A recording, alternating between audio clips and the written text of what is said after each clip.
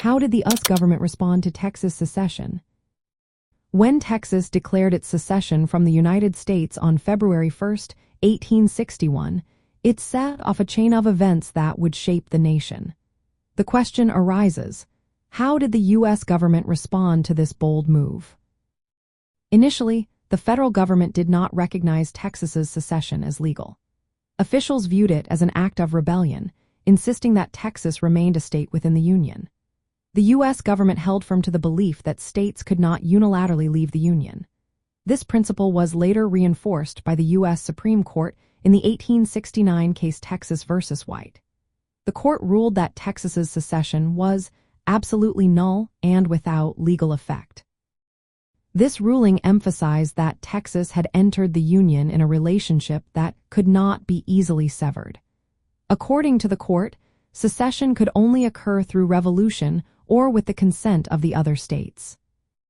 In practical terms, the federal government sought to maintain control over federal properties and military installations in Texas. However, after Texas passed its ordinance of secession, the state government took steps to transfer federal military posts to the Confederacy. This led to the surrender of significant federal property, including military stores at San Antonio. General David E. Twiggs, the U.S. Army commander in Texas, surrendered his command and arms to Confederate forces.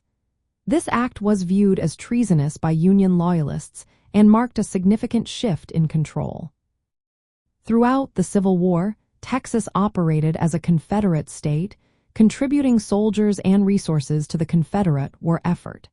The Union government continued to view Texas as a rebellious state, refusing to acknowledge its status within the Confederacy.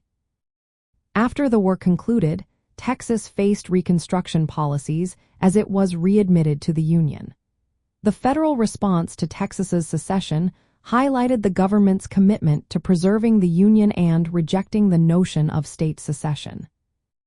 In summary, the U.S. government responded to Texas's secession by refusing to recognize its legality, treating Texas as a rebellious state, and ultimately enforcing the restoration of the Union after the Civil War ended.